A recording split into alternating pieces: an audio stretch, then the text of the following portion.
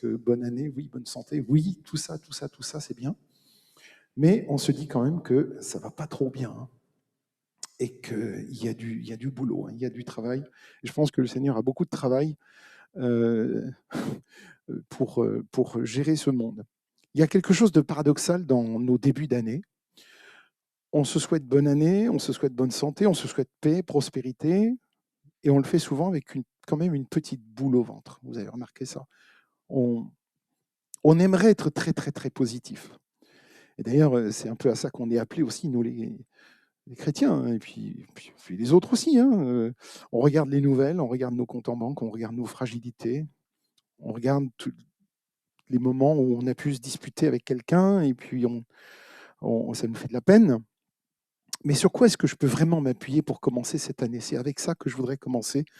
Et c'est là-dessus que j'aimerais cheminer avec vous euh, tout au long de cette réflexion. C'est exactement pour ce genre de moment que le psaume 147 a été écrit. C'est pour un moment où on a besoin de se poser, de s'arrêter. Et ce n'est pas un poème naïf. Quand vous le lisez, ça ressemble aussi à une belle poésie, surtout quand décrit la neige. C'est magnifique, la neige. C'est vrai que c'est beau. Hein. On aimerait en avoir un peu plus, parce que ça ne dure pas très longtemps dans l'année, mais on aimerait en avoir un peu plus, et parfois on trouve qu'il n'y en a pas assez. Ce n'est pas un poème pour des gens qui vivent sur un petit nuage.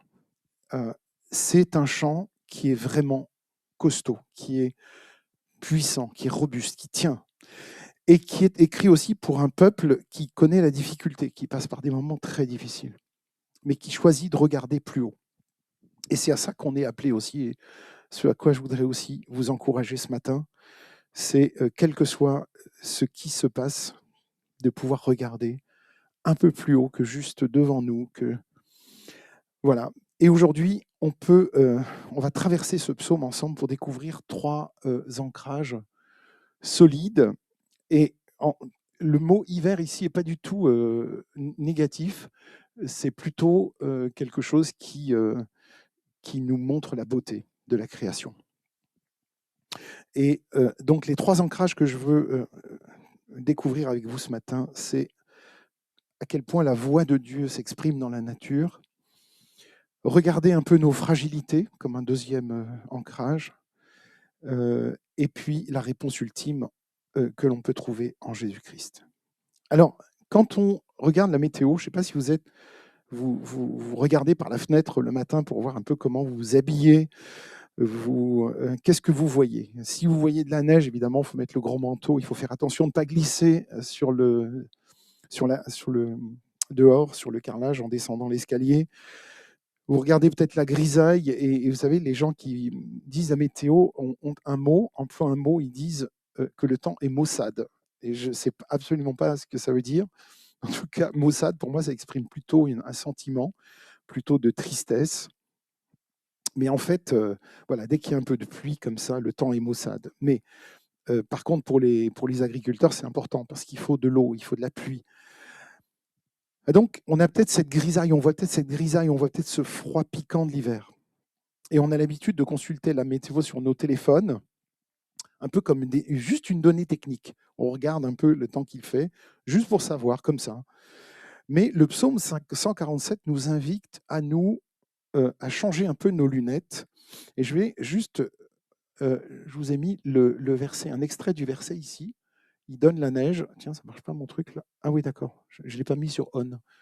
Il donne la neige comme la laine. Il donne la neige comme la laine. Il répand la gelée blanche comme de la cendre. Pour la Bible, la nature n'est jamais muette. C'est pas quelque chose de statique, de muet, qui est juste là comme ça. C'est pas un décor de carton-pâte qui est posé là par hasard. C'est un langage. Et c'est là que l'on se rend compte que la création parle. C'est-à-dire que Dieu nous parle au travers de sa création. Quand le vent souffle, quand le givre couvre les champs comme de la cendre, c'est pas juste de la physique atmosphérique. C'est pas juste ça. C'est la signature d'un Dieu qui dit qu'il est présent et qu'il est actif. Et le psaume nous dit que Dieu, c'est comme s'il nous disait que Dieu n'est pas un horloger à la retraite qui qui a comme ça remonté une fois le monde et puis est allé faire la sieste pour l'éternité. C'est pas du tout ça. En fait, il est intimement impliqué. Il donne la neige, il prépare la pluie. Et d'ailleurs, Jésus va reprendre cette magnifique image dans le Sermon sur la montagne, quand il dit Regardez les oiseaux du ciel, ils ne sèment ni ne moissonnent, et votre Père céleste les nourrit. Et le psaume 147 va plus loin quand il dit Il donne la nourriture aux petits du corbeau qui crie. Et ça, c'est un détail, je trouve, touchant, parce que le corbeau, en fait, ce n'est pas un animal très noble. Vous avez remarqué, vous et moi, on ne va pas se le cacher, à chaque fois qu'on voit un corbeau, on n'a pas comme première idée de l'adopter, de le recueillir chez nous. Pourquoi? Parce que le corbeau, c'est un charognard, il a un cri rauque, il nous effraie, et le pauvre, il est souvent rendu dans des films comme un animal très, très négatif, associé à des choses très négatives. Je vous renvoie aux oiseaux d'Hitchcock, hein, par exemple, si vous l'avez vu. Et pourtant, Dieu l'entend. Dieu l'entend. Alors, quelle est l'application pour nous ici, maintenant, là, alors qu'on va commencer cette nouvelle année? D'abord, c'est un appel à sortir de nos écrans, lever les yeux. On vit une époque vraiment anxiogène. À chaque fois qu'on tourne le bouton de la radio, on est bombardé d'informations. Et le premier remède spirituel de ce psaume, c'est l'émerveillement. Donc, c'est le premier point que je voulais voir avec vous. C'est ne jamais perdre notre capacité à être émerveillé. Émerveillé par ce que Dieu a créé. Et quand vous vous sentez dépassé par votre emploi du temps, vous regardez, vous avez un agenda de ministre, c'est rempli de partout. Il faut s'occuper des enfants, il faut s'occuper, il y a le boulot, et puis il y a tout ce qu'il y a à faire à la maison. Et quand vous vous sentez dépassé aussi par l'incertitude de cette année qui vient, là, qui est vraiment un peu anxiogène aussi, il faut faire une pause. Il faut juste faire une pause et se dire, mais qu'est-ce que Dieu a prévu dans ces cas-là? Il a prévu de me donner des paysages pour me montrer qu'il est là, qu'il est toujours là. Et se rappeler d'une chose, c'est que, et Paul nous le dit, parce que Paul, il avait aussi besoin d'un petit remontant de temps en temps, mais il le dit aux Romains, les perfections invisibles de Dieu se voient fort bien depuis la création du monde. La régularité des saisons, la preuve de la fidélité de Dieu, dans ce sens. Le monde peut sembler complètement chaotique, les gouvernements peuvent changer, nos plans peuvent s'effondrer, mais le soleil s'est levé le matin et Dieu tient le monde. Et s'il tient l'univers, et s'il nourrit le corbeau, le petit du corbeau, est-ce que vous pensez vraiment qu'il va nous oublier? Certainement pas. Le deuxième point d'ancrage, c'est cette image qui nous est donnée au milieu de ce psaume de l'Éternel qui rebâtit Jérusalem, qui rassemble les exilés. Il a fermé les barres de tes portes et il a béni tes fils au milieu de toi. Il assure la paix à tes frontières et tout ça et tout ça. Toutes ces promesses qui ont été faites, c'est magnifique hein, quand on voit ça. Effectivement, une ville sûre, des frontières en paix, des enfants bénis. C'est exactement ce que nous souhaitons tous pour 2026. C'est ce que nous souhaitons pour nos enfants. C'est ce que nous souhaitons tous pour nos petits-enfants. Et pourtant, si on est vraiment honnête, on regarde ce texte et ce texte crée une sorte de tension. Il grince un peu. Pourquoi? Parce que l'histoire nous montre une autre réalité. Et cette réalité, c'est que finalement, la Jérusalem terrestre, celle qui a été bâtie il y a bien longtemps, eh bien, elle n'a jamais vraiment connu cette paix parfaite de manière durable. Il y a toujours eu des invasions, il y a toujours eu des déportations, des exils. Et même après le retour d'exil, après le retour de l'exil, il y a eu encore des guerres, des corruptions, des invasions romaines. Et les barres des portes de Jérusalem ont fini par céder. Pourquoi je trouve cette image touchante et forte pour nous? C'est parce que pour nous, c'est pareil. Pour nous, c'est la même chose. On essaie de construire nos propres Jérusalem, nos forteresses, nos murailles. On essaie de se protéger le mieux que l'on peut, protéger nos familles, protéger nos enfants, protéger ce que l'on a. Et on bâtit des murs de sécurité, sécurité financière, on cherche la paix par la réussite sociale, et tout ça est très bon. On essaie de bénir nos enfants avec les meilleures écoles. On veut qu'ils soient bien. Et nous savons au fond que tout cela, c'est fragile. C'est très fragile. La maladie, le deuil, la crise économique peuvent faire voler en éclats toutes nos forteresses, tout ce qu'on a bâti pendant des années. Et c'est là que le texte devient profondément pastoral. Si vous regardez le verset 3, je trouve un des plus beaux, d'ailleurs, un des plus beaux versets du psautier. Il guérit ceux qui ont le cœur brisé, il pense leurs blessures. Et je m'arrête juste un instant sur... Alors, j'ai choisi cette image-là parce que vous connaissez cette technique japonaise, cet art japonais. Il y en a qui sont allés au Japon, donc vous connaissez cet art du kitsungi. C'est un bol brisé, on ne va pas le jeter, mais on va le combler avec une poudre d'or qu'on va ensuite badigeonner de laque, et ça va durcir, et ça va donner ces objets. Alors, il y a des objets vraiment merveilleux, hein, magnifiques, avec cette technique-là. Eh ben, pour moi, je pense que Dieu fait la même chose avec nous. C'est-à-dire que quand on a une fissure, quand on a une fêlure en nous, une blessure en nous, il ne va pas faire en sorte que la blessure s'agrandisse, qu'elle devienne béante, qu'elle soit irréparable. Il va y mettre ce qui correspond à de l'or, c'est-à-dire qu'il va y mettre son amour, sa parole, sa consolation. Il guérit ceux qui ont le cœur brisé. Dieu sait que nos murs peuvent s'effondrer. Il sait que nous avons le cœur brisé par la vie. Il compte les étoiles au verset 4, hein, vous imaginez, hein, il compte les étoiles et il leur donne un nom. Il prend ce temps-là pour faire ça.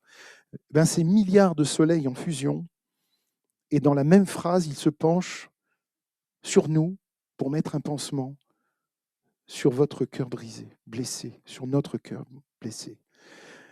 Le Dieu de l'infiniment grand est aussi le Dieu de l'infiniment proche. Et ça nous prépare à la solution. Si nos murs et les murailles qu'on a bâties ne suffisent pas, si notre force, notre propre force ne suffit pas, même si pour certains, vous avez peut-être repris la musculation cette année, vous avez une bonne résolution.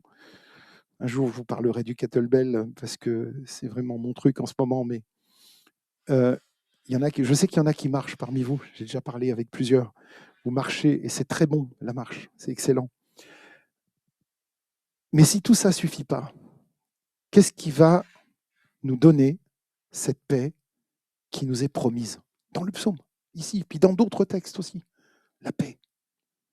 Et la paix pour cette nouvelle année, comment on va faire si tout ça ne suffit pas? C'est là que nous avons. Alors vous devinez hein, ce que je vais vous dire déjà. J'ai un a priori très très fort, évidemment. Je vais vous parler de Jésus. Mais oui, c'est ici qu'on doit lire le psaume 147 avec des lunettes du Nouveau Testament. Il faut mettre nos lunettes du Nouveau Testament. Et le psaume insiste beaucoup sur la parole de Dieu. Hop, c'est celle-là que je voulais vous montrer avant. Il envoie ses ordres sur la terre, sa parole court avec vitesse. Il envoie sa parole et il les fond. Il fait fondre en fait la glace. Dans l'Ancien Testament, cette parole, c'était la loi. La Torah donnée à Israël. Au verset 19, on le voit. C'était un guide précieux qui conduisait le peuple tous les jours. C'était presque un manuel de vie. Mais comme on l'a vu, la loi seule ne peut pas changer le cœur humain en profondeur. Et l'évangile de Jean s'ouvre à une déclaration qui est fracassante, qui va illuminer notre psaume. C'est dans le prologue de Jean, c'est le tout début de l'évangile de Jean. Au commencement était la parole, et la parole était avec Dieu, et la parole était Dieu. La parole a été faite chair, et elle a habité parmi nous.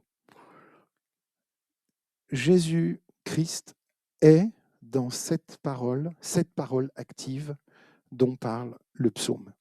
Le psaume nous dit que Dieu guérit les cœurs brisés. Et dans Luc 4, 18, et on a un passage magnifique où Jésus dit, quand il est dans la synagogue, il ouvre la Torah et il lit un extrait d'un psaume qui nous dit « L'Esprit du Seigneur est sur moi pour guérir ceux qui ont le cœur brisé. » Il dit beaucoup d'autres choses aussi, détacher les chaînes. Il est venu pour ça. Il est venu pour ça. Le psaume parle de paix aux frontières, ce qui serait un rêve, hein, la paix aux frontières. Et l'apôtre Paul, dans Éphésiens, nous dit que non, non, non, la vraie paix, c'est lui. Notre paix, c'est Jésus, c'est Christ. Vous pouvez tout essayer, ça ne marchera pas. On peut faire des décrets, on veut faire des grands rassemblements, des réunions à l'ONU. On peut essayer toutes sortes d'alliances avec des peuples, avec d'autres pays. Non, c'est lui qui est notre paix. Et tous ceux qui veulent cette paix-là peuvent l'obtenir. Il suffit de dire « Oui, Jésus, tu es ma paix ». Alors voilà la clé que je voudrais nous donner pour cette année, puisqu'on ne sait pas ce qui va arriver. On sait ce qui s'est passé en 2025. Il y a eu des bonnes choses, mais il y a quand même pas mal de choses à revoir. Mais 2026, on ne sait pas. Et ce que le psaume décrivait comme un idéal lointain devient d'un coup une personne vivante en Jésus. Alors, je vous le dis tout de suite, on le sait, mais Jésus ne nous promet pas une année 2026 sans tempête. Il ne nous promet pas qu'il n'y aura pas de givre ni de froid dans notre vie. Au contraire, il a été parfaitement honnête. Il nous a dit, vous aurez des tribulations dans le monde. Mais heureusement, merci Seigneur, il ne s'est pas arrêté là. Vous imaginez si Jésus était venu et disait, vous aurez des tribulations dans le monde, point, au revoir.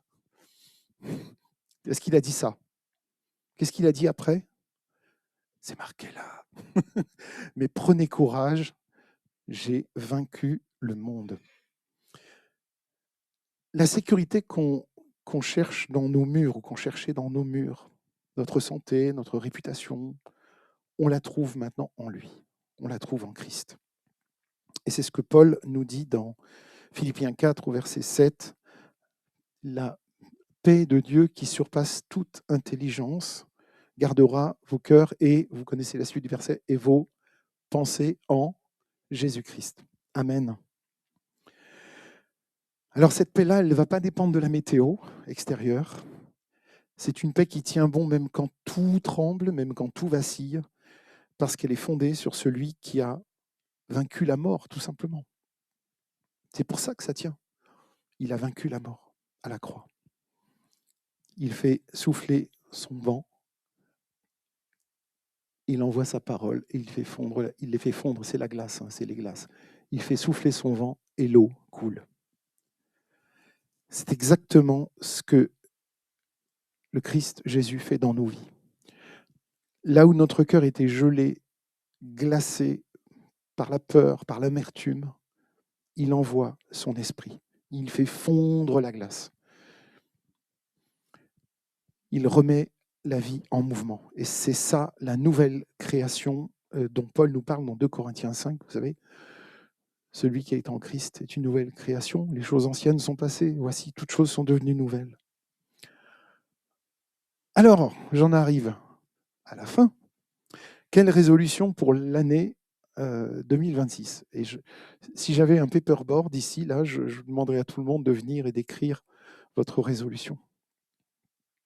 La première résolution, c'est que tout à l'heure, après le culte, on va manger une galette. Ça, je peux déjà vous le dire.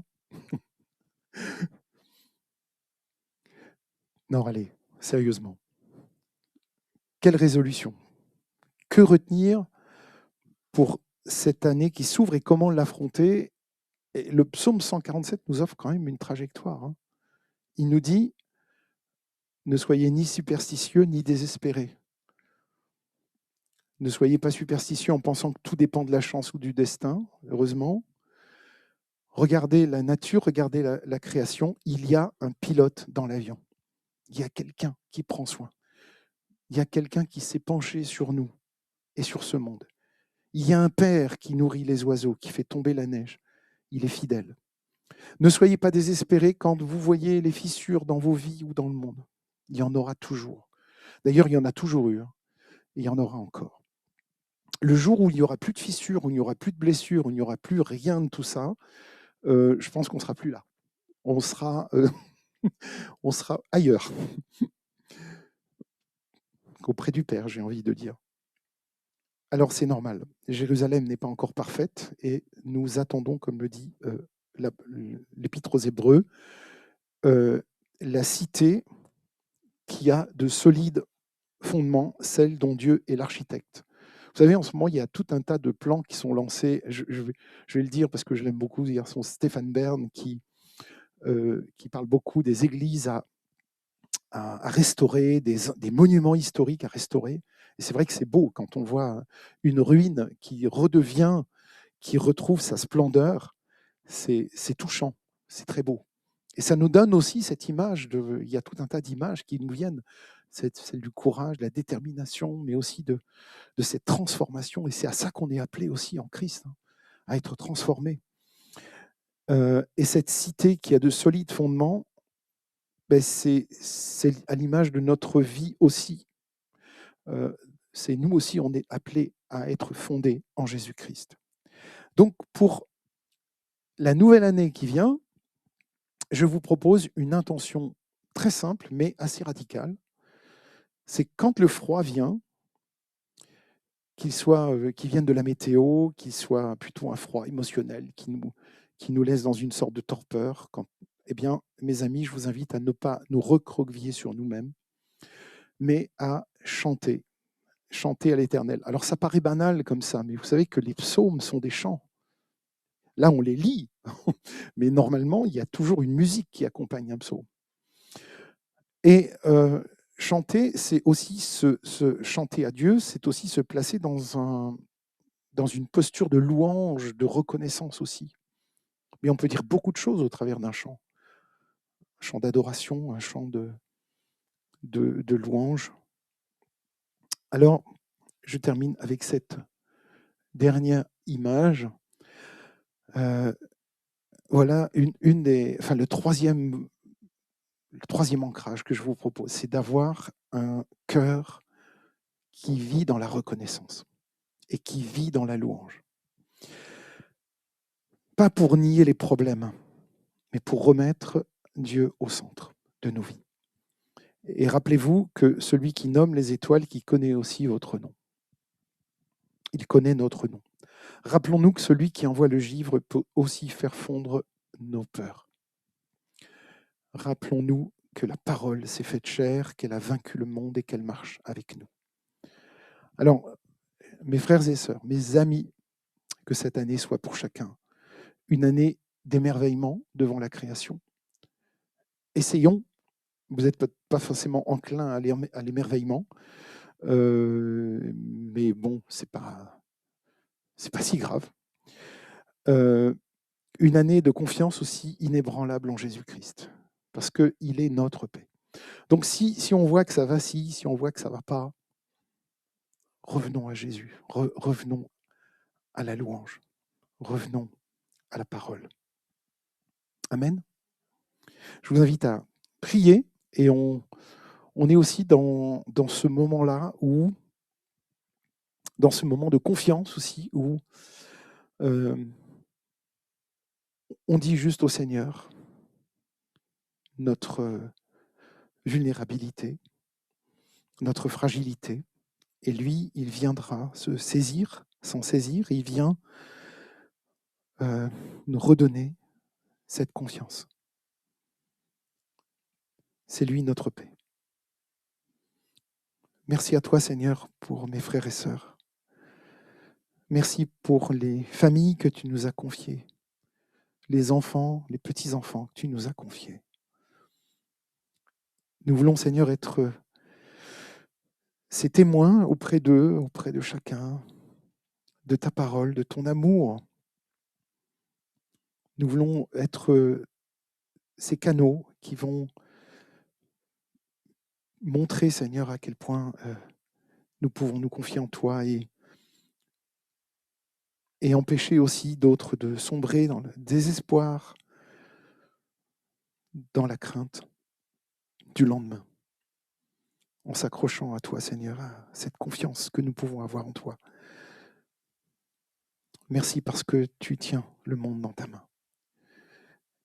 Et notre souhait encore, pour l'année qui vient, c'est que nous puissions être, encore une fois, Seigneur, au bénéfice de tes bénédictions, que d'autres aussi soient bénis.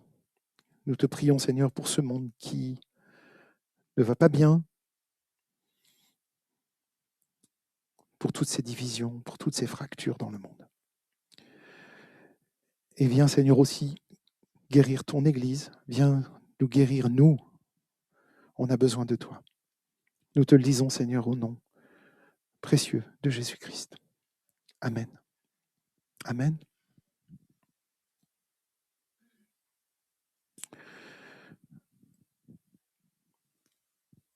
On va chanter ?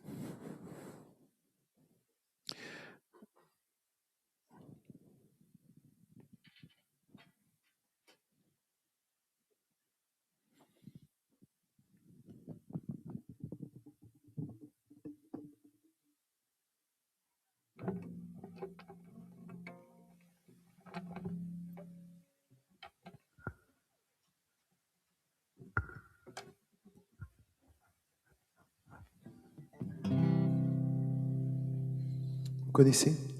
Une seule Église,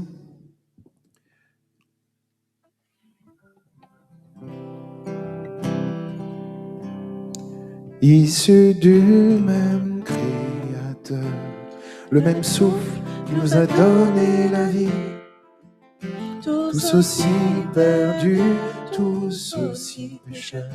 Nous avons eu la chance, il nous attire à lui. Il nous a trouvés si précieux, qu'il nous choisit de quitter les cieux. Malgré sa colère, notre rébellion, il est venu payer la rançon. Nous n'avons qu'un seul Père, nous n'avons qu'un Sauveur, qui pour nous s'est offert quand nous étions indignes et pécheurs. Nous n'avons qu'un seul roi, nous n'avons qu'une seule foi. Au pied de la croix se brise ce qui nous divise. Nous sommes une seule Église. Un jour nouveau se lève pour ceux qui se révèlent de l'Esprit, et nous n'aurons qu'un seul rêve, que cette nation connaisse le nom de Jésus. Louons Dieu pour nos différences, abandonnons nos médisances, que l'œuvre du diable soit mise en lumière, que le Père fasse tomber les barrières. Nous n'avons qu'un seul Père, nous n'avons qu'un Sauveur, qui pour nous s'est offert quand nous étions indignes et pécheurs. Nous n'avons qu'un seul roi, nous n'avons qu'une seule foi. Au pied de la croix se brise ce qui nous divise. Nous sommes une seule Église. Les élus de tous les temps, avec les anges et nous ici présents, passons l'éternité ensemble à l'adorer. Alors dès maintenant, vivons dans l'unité. On verra que nous sommes ces disciples, à l'amour qui nous unira. Nous n'aurons qu'un seul but, élever Jésus, et que son salut soit répandu. Nous n'avons qu'un seul Père, nous n'avons qu'un Sauveur, qui pour nous s'est offert quand nous étions indignes et pécheurs. Nous n'avons qu'un seul roi, nous n'avons qu'une seule foi. Au pied de la croix se brise ce qui nous divise. Nous sommes une seule Église.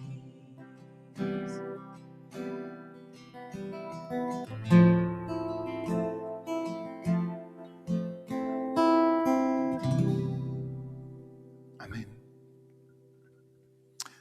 Vous savez que c'est le dimanche des offrandes et que on a donc décidé de le faire une fois dans le mois, le premier dimanche du mois. Et puis, on célébrera la Sainte Seine le troisième dimanche du mois.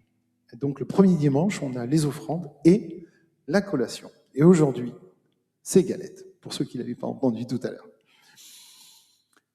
Alors, on a dans les Proverbes 3, verset 9, un verset qui nous dit « Honore le Seigneur en lui offrant une part de tes revenus, donne-lui le meilleur de tes récoltes, tes greniers seront remplis de blé et tes tonneaux déborderont de vin. » Et si nous avons ce temps d'offrande dans les églises, c'est simplement pour dire que tout nous vient de lui, tout nous vient du Seigneur, tout est par lui, tout est pour lui. C'est de sa main que nous savons que nous avons reçu tout ce que nous lui donnons. Donc, quand le Seigneur nous parle dans sa parole, il nous dit, voilà, par ce geste, on affirme aussi que l'Église, c'est l'œuvre du Seigneur. C'est à lui qu'appartient l'or et l'argent, c'est à lui qu'appartiennent le temps et l'espace, c'est à lui qu'appartiennent nos vies et nos cœurs. Donc, Jésus, Seigneur et Sauveur envoyé pour notre salut. C'est une